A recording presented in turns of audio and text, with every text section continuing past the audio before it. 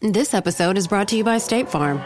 From your morning podcast to your afternoon playlist, State Farm knows you personalize your entire day, and that's why State Farm helps you personalize your insurance with the State Farm Personal Price Plan. It offers coverage options that help protect what you care about most at an affordable price just for you. Like a good neighbor, State Farm is there. Prices vary by state. Options selected by customer. Availability and eligibility may vary.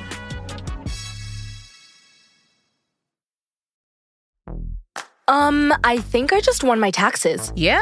I just switched to H&R Block in about 1 minute. All I had to do was drag and drop last year's return into H&R Block, and bam, my information is automatically there. So I don't have to go digging around for all my old papers to switch? Nope. Sounds like we just leveled up our tax game. Switching to H&R Block is easy. Just drag and drop your last return. It's better with Block. My mom was never honest with me. I always knew I was different growing up, but I didn't know my dad was not my dad. I never knew that. I was always told I looked like his sister. I knew I never looked like her. I had brown hair, curly hair. I have freckles. I have a lot of emotional and anxiety, and I have pseudo seizures. That all runs on my bio dad's side of the family. And if she would have been honest, then I could have got help when I was younger. And now I've went 20 years without having those pseudo seizures, and now I'm back to having them. My younger brother, he always knew that he had a different dad, and last time he seen his dad, he was 4. When he was 17, my mom helped him find his dad. I went with him to go see his dad. I was 18, he was 17, and my mom still never said anything to me about my stuff. Or when I was pregnant with my second daughter, she never told me. When my Colton started doing 23andMe, she never said a word. Never. Welcome to DNA Surprises, a podcast that delves into the world of unexpected DNA discoveries. I'm your host, Alexis Auersalt. In July 2021, my life took a surprising turn when I found out that I'm an NPE, a person who has experienced a non-paternal event. In other words, my biological father isn't who I thought he was. Join me as we explore the stories of NPEs, adoptees, and donor-conceived people and their families. Get ready to unravel the astonishing journeys that begin with a simple DNA test. This is DNA Surprises. After a DNA surprise is uncovered, many moments from the past come into focus, especially moments that, in hindsight, were missed opportunities for parents to tell the truth. In this week's episode, Christina shares how she uncovered her DNA surprise and how she's feeling about 7 months into her discovery. She discusses how she's struggling with feelings of anger at her mother, especially when she reflects on times when her mom could have disclosed the truth about who her biological father was. Before we begin this episode, I want to note that there is a brief discussion about child sexual abuse that may be upsetting to listeners. If you want to avoid this content, I've included timestamps in the show notes. Thank you for sharing your story, Christina. I'm Christina. I'm from Texas, and I'm 45. And I was 44 when I found out. It's only been 6 months. My son, he is now 17. In 2022, he finally talked us into letting him do a DNA test because he loves genealogy. So we let him do it. And then next year we let him do the health thing for Christmas. Both of them were for Christmas presents. And he had like 1,500 relatives on there. And for 3 years, we did not know that you can actually research people on there. It just comes through and says, this is your closest matches, you know.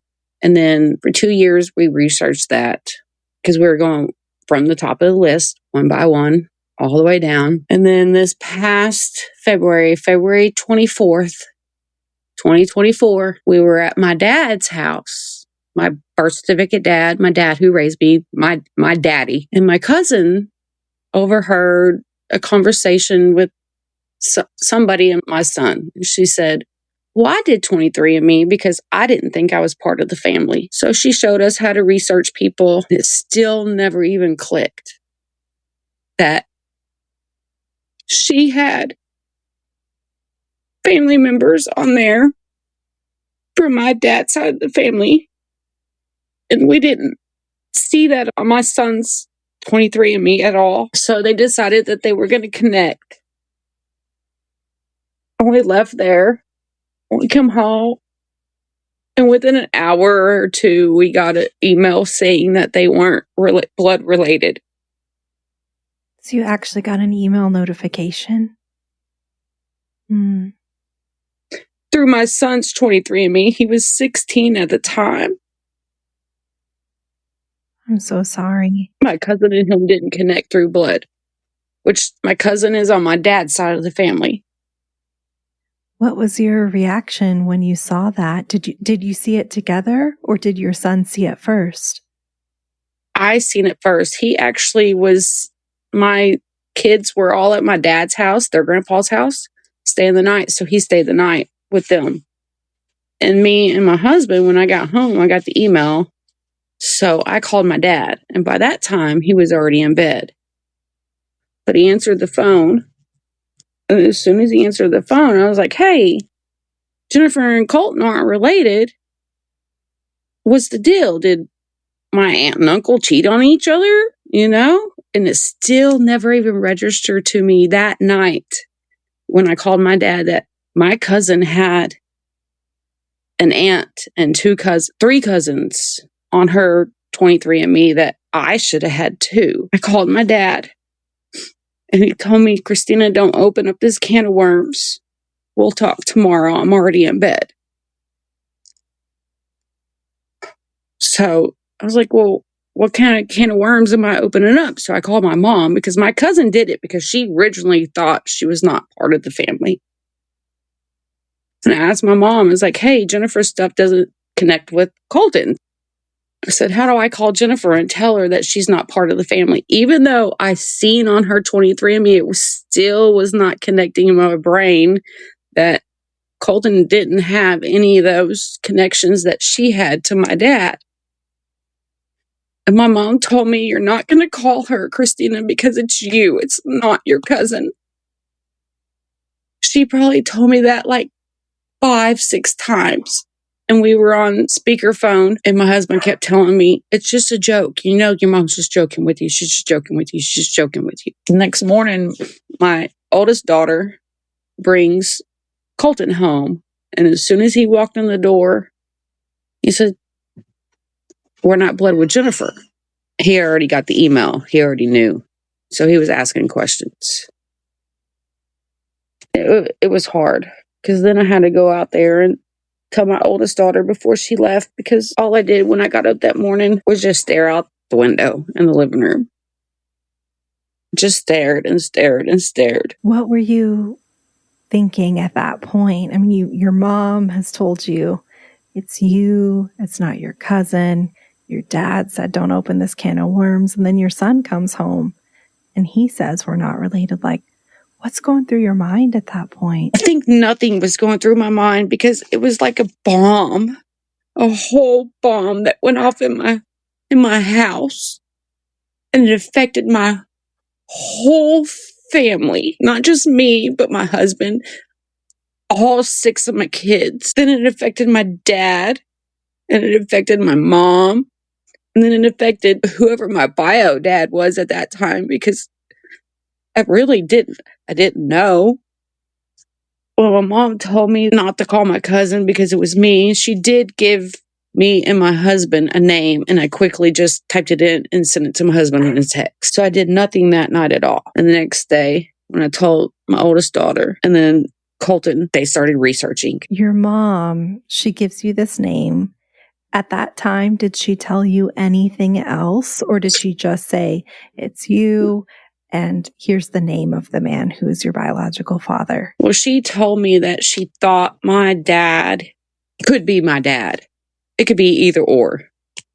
You know, she wasn't really sure, but I think she knew. I think she knew the whole time. because as soon as she told me not to contact my cousin, she instantly threw out that name. She knew my whole life. Did she seem remorseful, or like what was her attitude towards you when she told you? At first, I thought she was joking. Actually, the first night, she was just joking. She was just joking with me. But then the next day, it got real. It got real. So my kids started researching them. And then I talked to my mom the next day. And she said, look and see if there's any of this last name on his 23andMe. And I looked, and there they were. There was some on there. Not him. It was like an uncle or something, but it was still the last name. It was crazy. It was so crazy. It's still crazy to this day. That was March 24th, 2024. On the next day was mine and my husband's anniversary, 14th wedding anniversary. We had these big plans that we were going to go do everything and just hang out. And I couldn't even get off the couch. I couldn't quit staring out the window. I was so confused and devastated. And I still am. And then my kids start researching. And then one of my daughters found something out. And she called my husband. And she's like, I can't tell Mom this. You have to tell her this. I have a sister that lived 15 minutes from me for 10 years. And she was one of the ones that was on the stage when my son graduated. She picked up his diploma, handed it to the principal, said his name, and they called him across the stage. That hurt. I couldn't go to the store. I couldn't leave my house because I was so afraid I was going to run into her because I already knew what she looked like. But my girls made my husband tell me because they just couldn't. So your kids do the research. They find your sister. Did they find your biological father? Yeah, they did. That whole first week, I was in a blur. I couldn't work. I didn't eat. I didn't drink anything. My son, Colton, was making sure, come in there and say, Mom, you got to eat. You got to drink some. Get up. You got to move around. He has been my number one supporter outside of my husband for this. And I got a lot of support team. You know, do you end up talking to your dad, the dad who raised you and had told you not to open that can of worms? I called him the next day and he told me from the very beginning of the phone call, he said, I was going to take this to my grave. Even though you're my daughter and I love you, I never wanted you to find this out. He knew. He knew from the time my mom said, this is your daughter, because they hadn't been together in 18 months, and you can't be pregnant that long. So he knew, and I'm so grateful for him. I've always kept him on a high pedestal because my younger brother is not his either. But my younger brother grew up knowing that. I never got that chance. I was never told. Did your parents stay married? Are they together? Not anymore. Okay. They divorced probably about 18 years ago. So I always thought my parents got divorced after I was born. I have an older brother, and then me, and then my younger brother. So I always assumed they got divorced after I was born. But actually, they got divorced 3 years before I was born. And my mom just kept my dad's last name, and then she got pregnant with me, and then she married somebody else, and that's when my younger brother was born, and he had a different last name. And that was her reasoning why I never knew, because I had the same name as my mom, my dad, and my older brother. My younger brother had a different last name.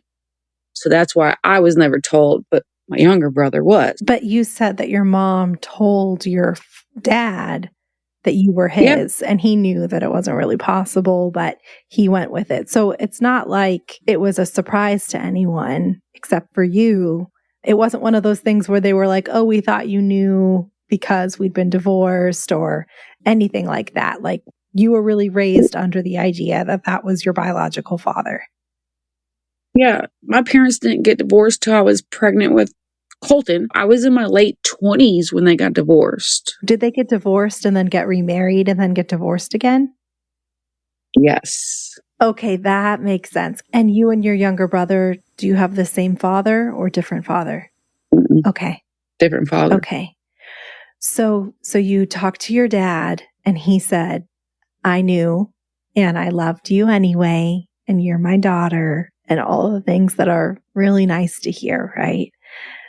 What happens? Right. What happens next? Even though my dad knew that I wasn't his, he was still being respectful of me and told me that if he would have known who my biological father was, he would have told me when I was growing up.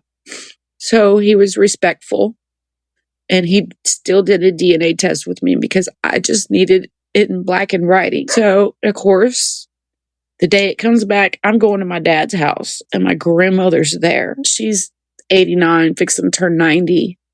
And as soon as I walk in the door, I have to act like everything's okay because I can't say anything to her. She's too old. I don't want to upset her. And I walk in the kitchen and I just burst out in tears and fall on the floor. And my dad picks me up and hugs me. He said, Christina, we already knew this. I already told you. He said, but it doesn't change anything. But in reality, it changes everything. Changes everything. So that was within that time. I guess like just a couple of days after me finding out, we ordered the test. We did it. I found out on February 24th. On March 4th, my girls already had a phone number, an address. I knew I had 2 sisters. I knew I had a brother, and they're all younger than me. So I called my bio dad and I wrote down what I was going to say when he answered the phone. I just couldn't get my words out. I couldn't. This episode is brought to you by Indeed. When your computer breaks, you don't wait for it to magically start working again. You fix the problem. So why wait to hire the people your company desperately needs? Use Indeed's sponsored jobs to hire top talent fast. And even better, you only pay for results. There's no need to wait. Speed up your hiring with a $75 sponsored job credit at Indeed.com/podcast. Terms and conditions apply. So good, so good, so good.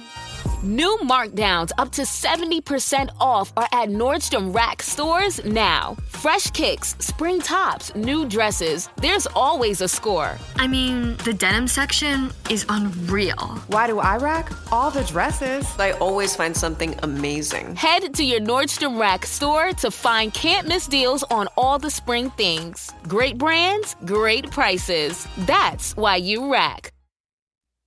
He hung up on me, and I prepared myself for that. I did. If you got some crazy woman calling you and she can't even talk hardly on the phone, I would have hung up too. Then I just sent him a text message and I said, here's the evidence from my son's 23andMe. We've already connected you with your uncle on Facebook. We already know all this information. And I just sent all of it to him. Then he started texting back. And by the next day, we were talking. Text message. Everything was text message. And he did a DNA test too on 23andMe. And it came back. He was my bio dad. What was his response once he was kind of confronted with all the evidence? He knew my mom was pregnant with me. They lived together for at least 6 months, maybe longer. I don't even know. My mom says they were only together for a month. He says for 6 months. So I have no idea. And they lived together and worked together. My mom did call him after I was born. She told him that I was born and she told him I was a girl. He did not know my name. And his response was, so I got 2 different stories here. My mother says he didn't want anything to do with me and to never call him again. His response was he just got married and his brother-in-law was actually murdered by his ex-wife who asked him to come over there and see the kids or fix her car or something. And when he and his friend pulled up, somebody come up and shot both of them. The friend is paralyzed and the brother-in-law died. So he chose not to come see me. I don't know what to believe because I wasn't there, but he always told his family about me, or his 2 wives and his kids. So was his reasoning that he was like scared to come see you, or was it that, Yep. oh, okay, he was scared that something like that might happen to him? Yep. Okay. And didn't want that to happen twice in the family within, I don't know, months, year. I don't know how long when the brother-in-law got killed compared to when I was born, Okay. So he chose not to come see me. And I get that. And I understand that, but my mom says something different. And why am I going to believe her when she's lied to me all these years? So at that point, then, once he gets the evidence and then he's talking to you, sounds like he is more open to you and talking to you. How does your relationship progress? We text probably every single day now for the last 6 months. He texts with my son, Colton. He texts with my husband. He puts us in group chats with my siblings and my husband and my siblings, and then, or aunts and uncles or grandpa. So it's a good relationship. And I really enjoy him because he likes to tell jokes. And that's how we have connected majorly on a big spot. Now, his wife is a whole total different story. So I know I have a sister and I've met her. Her name is Lindsay. She, the one that lived closest to me, 15 minutes away. She has now got a new job somewhere else. And now she's 4 hours away. So that was real tough knowing that just months after I finally found this, when I find this out, within 2 months, she had to tell me that she applied for a job and was moving away because she got the job, which I'm grateful she got the job. It's going to be great for her and her husband and her kids. We keep in contact. And then I have a sister just turned 30 and my oldest daughter is 27. So they connect and I know they've been talking. And I have a brother, but he's a little standoffish. We're in group chats together, I've texted him a couple of times and he would never respond. And then the last time I texted him, I told him thank you for the alligator meat that he sent with Jay for me, and he's like, you're welcome. So I finally got a response and I got all excited. My husband's like, what's going on? I'm like, I'm excited. My brother answered me, If you don't go through this, you don't know. Yeah. What it's like. You mentioned that his wife is a different story. So I've met my bio dad twice. His wife has known about me before they got married. She knew about me, why they were married. She tells me that she just likes to take it slow and easy. And like if I post something on Facebook, I got to meet my bio dad, she doesn't like it. So she called me one day and she told me that she felt like her husband was having an affair on her with me. And to me, that is just so disgusting and so heartbreaking to even tell somebody that. It wasn't like he went and had an affair on her and I came along. I was probably already at least 11, 12 years old before they even got together. Well, and you're his child. You're not a mistress or, somebody that he's having an affair exactly. with. Yeah.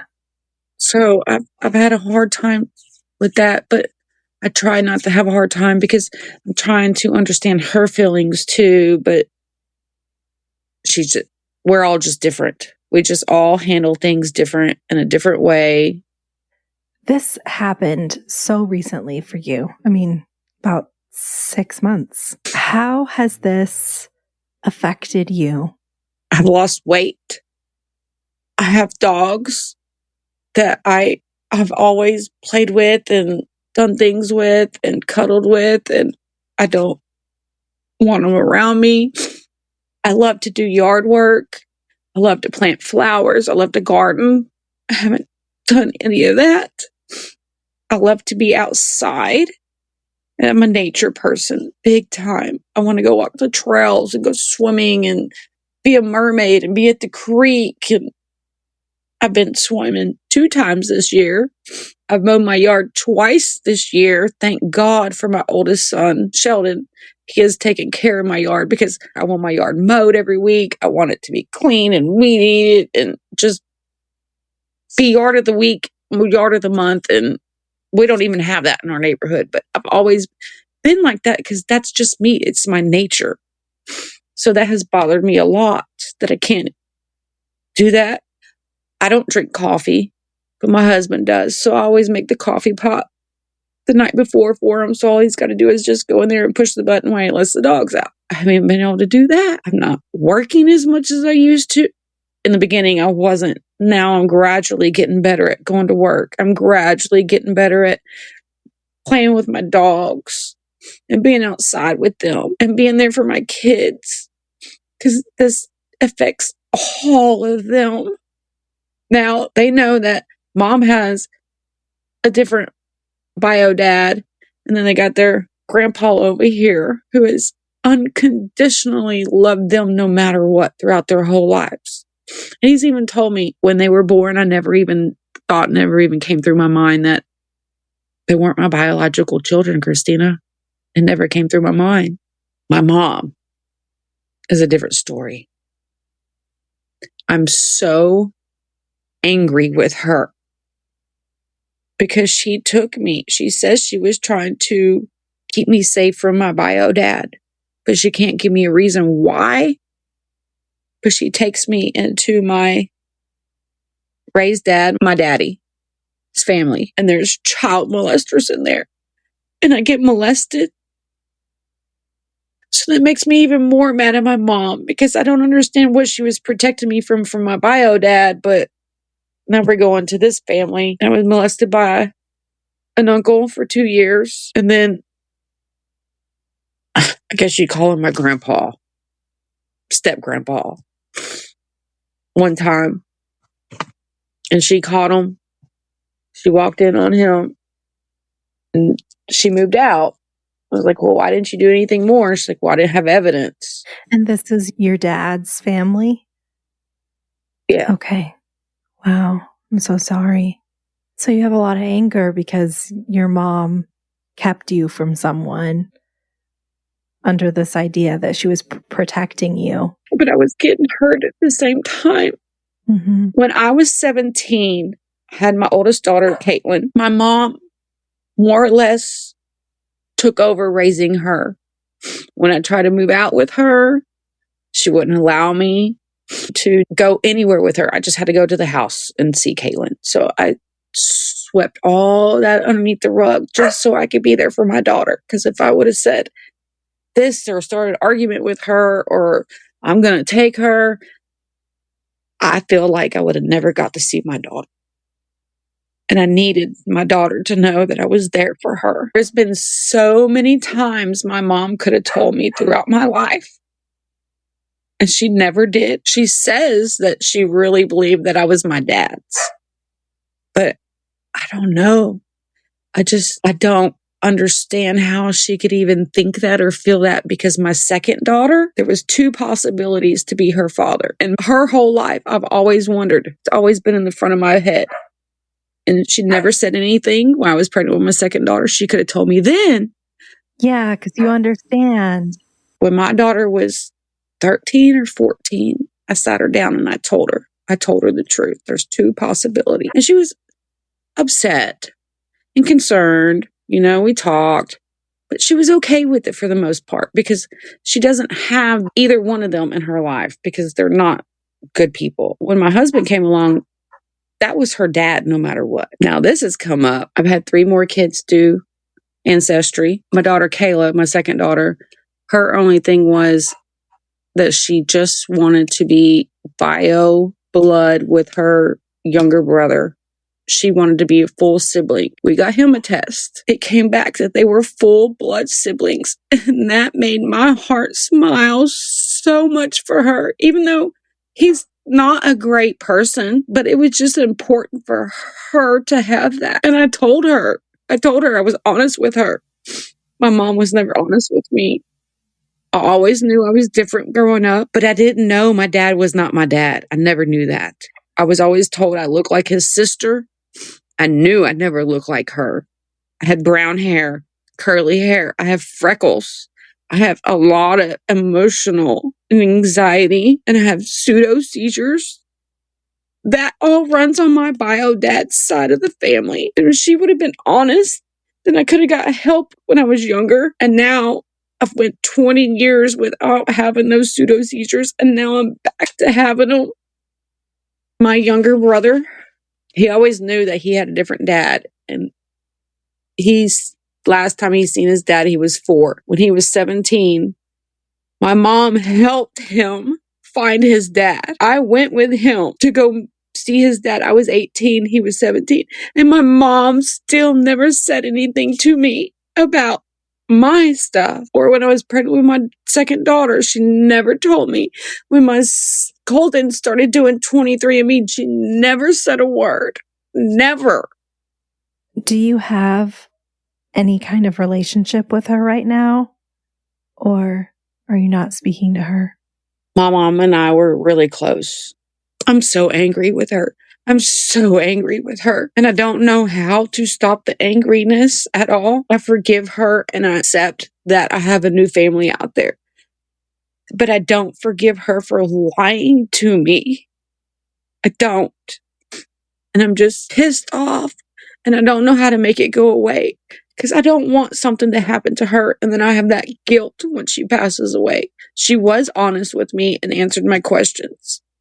But when she calls me, it's a trigger.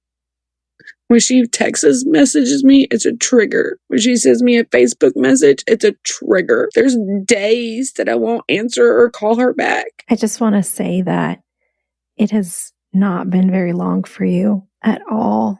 And however you're feeling is okay. It's normal to be angry. It's okay to be angry. You're going through it. You mentioned that you are in counseling. Did you start going to counseling as a result of your discovery, or is that something you were doing before? Because of my discovery. Okay. Are you finding that that's helpful for you? Oh, yeah. Oh, yeah. And it took me a couple of months to find a counselor. There's a church here where I live at, and I started with just the pastor. But my father-in-law's church has a licensed counselor. So I've been seeing her, and she is just fabulous, fabulous. And the one thing about her, I wanted somebody that's going to be able to understand what I'm going through, because I can talk to my husband and my kids all day long, but they don't understand. They don't. My husband tells me all the time, Christina, at least nobody died. Nobody died. I get that. But from the time you're born, you're taught that one day you're going to die. So everybody's taught that growing up, but nobody's taught, hey, what if you find out that your dad who raised you isn't your dad? Nobody's teaches you that. And that is so confusing. I'm glad I have the support groups. I'm glad I have the podcast. I'm glad that I go to therapy. If I didn't have therapy, I don't know what I would do. I'm curious, you're really in the thick of it, that immediate sort of after the discovery, that first year, and feeling the anger and the sadness and depression and anxiety. Where do you hope that you will be emotionally 5 years from now? I'm hoping emotionally in 1 year, I can get up and realize, hey, this ain't a dream no more. In 5 years, I hope I'm back to normal. I want to go be in the river and swim and play with my dogs and be there for my kids. Emotionally, I can't do that right now. So I'm hoping to do that in the next 6 months, but I think I'm giving myself. I'm just trying to rush it. Yeah, you got to let yourself go through it, and you'll get there. What do you hope for from your relationship with your mom, especially, and your bio dad? My bio dad, I hope we can keep continuing being friends and joking around. And I've already met him twice, and a sister twice, and one sister once, and haven't met my brother yet. I'm hoping to meet him and keep doing what we're doing, talking every day and getting to know each other more. He finally told his dad about me. So I'm supposed to go. Me and my son, Colton, are supposed to go this weekend with him, our first road trip together to go meet my grandfather. I haven't had a grandpa in 24 years. because my last grandpa died. I had a grandmother and she just died last year. So I never got those connections with them. And it's devastating. It's devastating going to bed every night and then you wake up and it's like this bomb that just keeps going off and off and off and off and off. It just never stops. And with my mom, I deleted Facebook from my phone. I deleted Messenger from my phone. My husband had me put it back on my phone because I have clients that reach out to me. I was in some group chats with my mom and my kids or my aunt. I got out of all of them. I just can't. And my mom texts me. It take a while to answer her back because it's just a trigger. I don't know how to explain it, but it's just a trigger. I'm hoping that my mom and I can get back to where we were, but it'll probably never be where we were at all. Do you hope that you'll be able to move forward with her? Is that something you want to do? I hope so. That is something I want to do. I got to learn to get past this anger I have towards her. But how do I do that in 6 months when she hid a secret from me for 44 years? And then when I call her out on it or call her to talk to her about my cousin, she jokingly tells me, "Oh, don't worry about it. You ain't calling her because it's you." Yeah. So I do not talk to her much. This past Wednesday was my birthday, my 45th birthday, and my mom called. I did not want to answer it. I didn't. But I did because I knew it was a birthday call. It went from a birthday call to an emotional, very emotional call. That was also 6 months since the day I called my bio dad too. All these firsts, they need to hurry up and get done and over with so I can get past the first year. My cousin Jennifer has been awesome. My son Colton and my dad and my bio dad and my siblings, well, my 2 sisters. One day, hopefully, I'll meet my brother in his time, and that's what matters. One day at a time. Yeah. Not rushing nobody, because I don't want to be rushed either. Totally.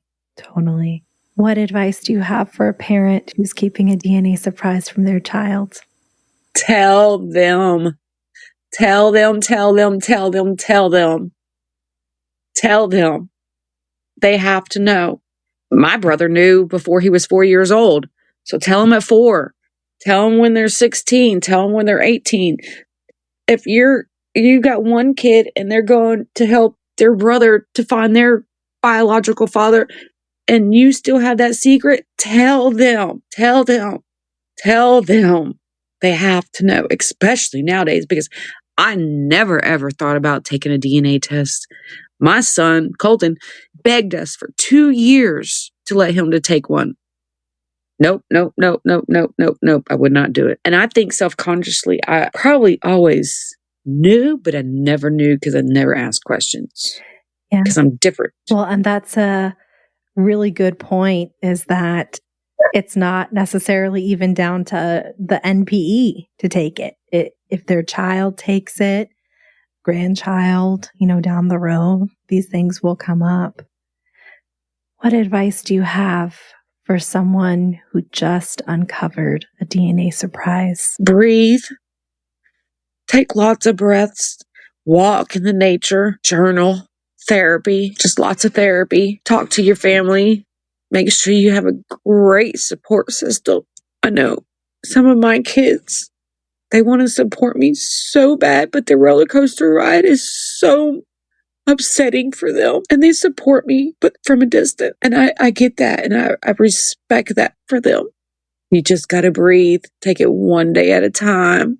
Christina, thank you so much for coming on the podcast and sharing your story. You have been so brave and vulnerable in just sharing how much this has affected you.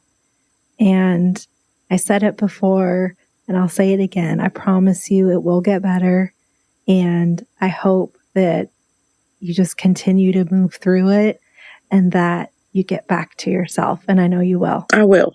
It's just good. One day at a time. That's right. Thank you for having me. And thank you for having this podcast, because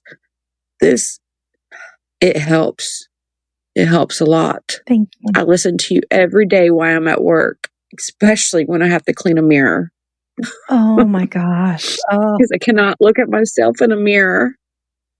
So I turn you on and I look past, I had to teach myself how to look past myself in a mirror so I cannot see myself, so I can still work.